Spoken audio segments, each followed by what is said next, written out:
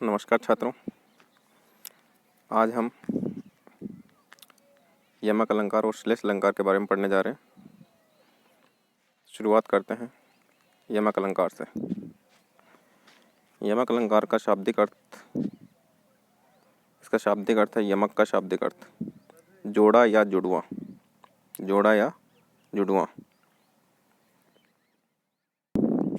यमक में शब्दों का जोड़ा आता है, दो या दो से अधिक शब्द आते हैं, लेकिन उन शब्दों का हर बार अलग अलग अर्थ होता है। परिभाषा है काव्य में जहाँ शब्द की आवर्ती हो लेकिन हर बार अर्थ अलग अलग हो, वहाँ कौन सा अलंकार होता है? यमक अलंकार। यमक अलंकार के दो भेद होते हैं, अभंग यमक और सभंग यमक। अभंग नाम से पता चल रहा है, अभंग मतलब शब्द को बिना भंग किए अगर उसका अर्थ निकल रहा है तो वहाँ पे अभंग अलंकार होता है, और अगर शब्द को भंग करने पर या तोड़ने पर उसके अलग अलग अर्थ निकलते हैं तो वहाँ पे सभंग यमक अलंकार होता है। पहले हम लेते हैं अभंग यमक अलंकार। जब किसी पद में शब्द के टुकड़े किए बिना ही उसका अर्थ समझ में आ जाए, वहाँ पे अभंग यमक अलंकार होता है। किसी पद में शब्द के टुकड़े किए बिना ही उसका अर्थ समझ में आ जाए, वहाँ पे अभंग यमक अलंकार होता है। इसके उदाहरण है, उदाहरण से ज़्यादा समझ में आएगा। सजना है मुझे सजना के लिए, यहाँ पे सजना सजना शब्द दो बार आया है और दोनों बार ही अर्थ क्या है? अलग अलग है। पहले सजना का अर्थ है क्रिया, सजने का काम करना, कि मुझे सजना है, तैयार होना है। किसके लिए? सजना मतलब प्रियतम के लिए, पति के लिए। अगला उदाहरण सावन की घटा का मान घटा। घटा घटा शब्द की पुनरावृत्ति हुई है, दोनों का अर्थ अलग अलग है। पहला घटा है सावन की घटा के बारे में, दूसरा घटा है मतलब कम होना, सावन की घटा का मान घटा। तीसरा है तीन बेर खाती थी, तीन बेर खाती है। पहला तीन बेर का अर्थ है तीन बार खाया करती थी, दूसरे तीन बेर का अर्थ है कि अब सिर्फ तीन बेर ही खाती है। इतना अंतर हो गया। अगला है आँख लगती है तब आँख लगती ही नहीं। आँख लगती दो बार आया है, दोनों बार ही अर्थ क्या है? अलग अलग है। पहले आँख लगती का अर्थ है प्रेम होना, जब प्रेम होता है तो आँख लगती ही नहीं, अर्थात चैन नहीं आता है, नींद नहीं आती है। अगला उदाहरण है कनक कनकते सोगुनी मादकता अधिकाय व खाए बुराई जग व पाए बुराई। इसमें कनक कनक शब्द की पुनरावृत्ति है, दोनों बार शब्द का अर्थ क्या है? अलग अलग है। एक का धतूरा है और दूसरे का सोना है। तो ये था अभंग यमक अलंकार। शब्द के टुकड़े किए बिना ही अर्थ समझ में आता है। अगला है सभंग यमक अलंकार। सभंग, जहाँ शब्द के टुकड़े करने पर अर्थ निकलता है। जब किसी पद में शब्द के टुकड़े करने पर उसका अर्थ समझ में आ जाए, वहाँ सभंग यमक अलंकार होता है।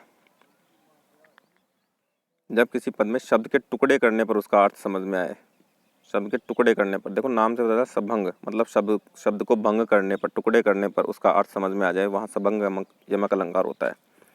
उदाहरण है इसके कर का मन का डारी के मन का फेर। यहाँ पे मन का शब्द की पुनरावृत्ति हुई है, लेकिन यहाँ पे मन का को बिना टुकड़े किए, शब्द के बिना टुकड़े किए अर्थ समझ में नहीं आएगा। पहला मन का है मणिया, कि कर का हाथ में जो मणिया है उसको डाल दे, मन का फेर। मन का जो दूसरा मन का है, इसका अर्थ हमें समझ में आएगा इसके टुकड़े करने पर। मन का मतलब अपने मन का मणिया फेर, अर्थात जो हाथ में जो मणिया है, जो दिखावटी मणिया, उसको तो डाल दे, और जो मन रूपी मणिया है उसकी तू माला जप। अगला उदाहरण है मचलते चलते हो तुम वर्था। यहाँ पे चलते चलते शब्द की पुनरावृत्ति हुई, लेकिन पहला शब्द जो चलते है वो मचलते शब्द से अलग करने पर समझ में आता है कि यहाँ पे चलते चलते में क्या है? यमक अलंकार। इसी प्रकार से अगला है निबल के बल राम है। यहाँ पे बल शब्द की पुनरावृत्ति हुई, लेकिन पहला बल है ये निबल शब्द में से टुकड़ा करने पर हमें प्राप्त होता है। निबल मतलब जो बल से रहित है, उसके बल अर्थात शक्ति, उसकी ताकत कौन है? भगवान राम।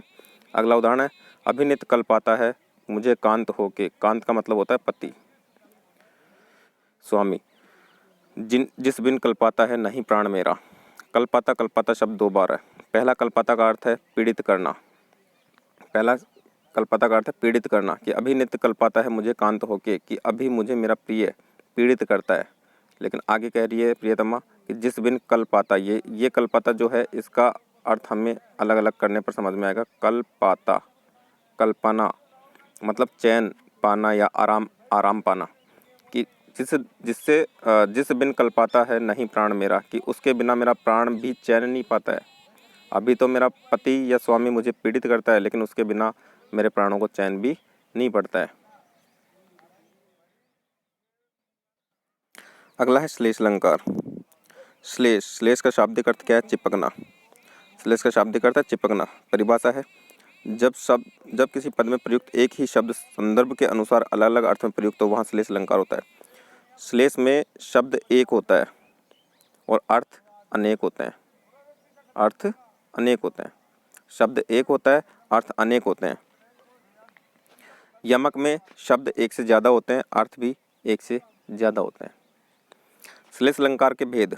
श्लेष अलंकार के भी दो ही भेद होते हैं। जिस प्रकार यमक के दो भेद थे, अभंग यमक और सभंग यमक, उसी प्रकार से श्लेष अलंकार के भी दो भेद हैं, अभंग श्लेष अलंकार और सभंग श्लेष अलंकार। वही मतलब है, अभंग मतलब शब्द के टुकड़े नहीं करने पर भी शब्द के अर्थ निकलते हैं, और सभंग में शब्द के टुकड़े करने पर उसके अर्थ निकाले जाते हैं। अभंग श्लेष अलंकार, जब किसी पद में प्रयुक्त श्लिष्ट शब्द के टुकड़े किए बिना ही, श्लिष्ट मतलब जिसके एक से ज़्यादा अर्थ निकलते हैं, ऐसे शब्द के टुकड़े किए बिना ही प्रसंगानुसार, प्रसंग के अनुसार अलग अलग अर्थ निकल जाते हैं, वहाँ अभंग श्लेष अलंकार माना जाता है। प्रसंग के अनुसार अलग अलग अर्थ निकलते हैं, वहाँ अभंग श्लेष अलंकार होता है। उदाहरण से ज़्यादा समझ में आएगा। जैसे प्रसिद्ध उदाहरण है, रहीमन पानी राखिए बिन पानी सब सून, पानी गए न उबरे मोती मानस चून। यहाँ पे पानी जो है उसमें श्लेष अलंकार है। पानी शब्द में एक से ज़्यादा अर्थ चिपके हुए हैं। पानी गए न उबरे मोती मानस चून, पानी शब्द के अर्थ मोती, मानस और चून के लिए अलग अलग निकल रहे हैं। प्रसंग के अनुसार पानी का पहला अर्थ मोती के लिए क्या है? चमक। पानी का दूसरा अर्थ मानुष के लिए क्या है? इज्जत। पानी का तीसरा अर्थ चून के लिए क्या है? जल। कि जब मोती का पानी चला जाता है, अर्थात उसकी चमक चली जाती है, वो किसी काम का नहीं होता, मूल्यहीन हो जाता है। मनुष्य के पानी चला जाता है, अर्थात उसकी इज्जत चली जाती है, तो वो मनुष्य किसी काम का नहीं रहता। उसी प्रकार चून का, आटे का अगर पानी सूख जाता है तो वो आटा फिर किसी काम का नहीं रहता है। इसी प्रकार अगला उदाहरण है, सद्वर्ती शिक्षाशील तो बाजार में बिकते नहीं। कि ये सारी चीज़ें बाजार में नहीं बिकती हैं। गज छात्र नारी सीम में अंकुश बिना टिकते नहीं। गज, छात्र और नारी ये सीमा में बिना अंकुश के नहीं टिकते हैं। अब यहाँ पे अंकुश जो शब्द है वो है, उसमें श्लेष अलंकार है, एक से ज़्यादा अर्थ चिपके हुए हैं, और किसके अनुसार? प्रसंग के अनुसार अलग अलग अर्थ हम ग्रहण करेंगे। पहला अर्थ है गज के अनुसार, दूसरा अर्थ है छात्र के अनुसार, तीसरा अर्थ है नारी के अनुसार।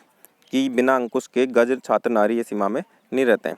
तो अंकुश का पहला अर्थ है कांटा। किसके लिए? गज। गज कांटे के बिना, अर्थात हाथी बिना कांटे के अंकुश में नहीं रहता है, बस में नहीं रहता है। छात्र भी बिना अनुशासन की सीमा में नहीं रहता, और नारी भी बिना संयम की सीमा में नहीं रहती है।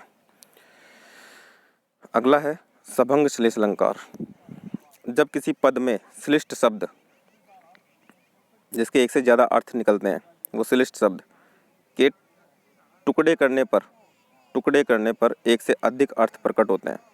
सभंग, देखो सभंग श्लेष है, शब्द के टुकड़े करने पड़ते हैं, शब्द के टुकड़े करने पर एक से ज़्यादा अर्थ निकलते हैं। अभंग में शब्द के बिना टुकड़े किए ही एक से ज़्यादा अर्थ निकलते हैं। सभंग में शब्द के टुकड़े करने पर एक से ज़्यादा अर्थ निकलते हैं, तो वहाँ सभंग श्लेष अलंकार माना जाता है। उदाहरण है, चिर जीवो जोरी जुरे क्यों न सने गंभीर, को घटी ये वृष भानुजा वे हलदर के वीर। यहाँ पे वृष भानुजा और हलदर के वीर, इसमें श्लेष अलंकार है। वृष भानुजा का अर्थ बताया गया है, दो बार निकल रहा है। वृषभ प्लस अनुजा, वृषभ की अनुजा कौन? गाय। और वृष भानु की जा कौन? राधा। मतलब वृष भानु की पुत्री तो है राधा, और वृषभ की अनुजा बैल की छोटी बहन गाय। इसी प्रकार हलदर के वीर के दो अर्थ निकल गए हैं। हलदर मतलब बैल, ये कक की जगह आएगा का। हलदर मतलब बैल का भाई कौन होता है? बैल होता है। यहाँ पे हृदय की जगह क्या आएगा? हलदर। हलदर मतलब बलराम, हलदर बलराम को भी बोलते हैं। तो बलराम का भाई कौन है? कृष्ण। हलदर के वीर का एक अर्थ है बैल, और हलदर के वीर का दूसरा अर्थ है कृष्ण। इसी प्रकार वृष भानुजा का एक अर्थ है गाय और एक अर्थ है राधा। गाय के लिए बैल आएगा इस पंक्ति का अर्थ, और राधा लेंगे तो इसका अर्थ हलदर के वीर का कृष्ण लिया जाएगा। कि चिर जीवो जोरी जुरे क्यों न सने गंभीर, कि यशोदा बोलती है कि चिर जीवो जोरी जुरे, कि इन दोनों की जोड़ी लंबे समय तक बनी रहे, इनमें ये सारा प्रेम लंबे समय तक बना रहे, गंभीर प्रेम बना रहे। क्यों कम हो इनका ये प्रेम, क्यों कम हो? किसका प्रेम? ये वृष भानुजा और वे हलदर के वीर। गाय और बैल की ये जोड़ी हमेशा बनी रहे, लंबे समय तक इनमें प्रेम बना रहे। दूसरा अर्थ लेंगे तो वृष भानुजा और हलदर के वीर का अर्थ है कि राधा और कृष्ण की ये जोड़ी हमेशा बनी रहे, इनमें प्रेम भाव बना रहे।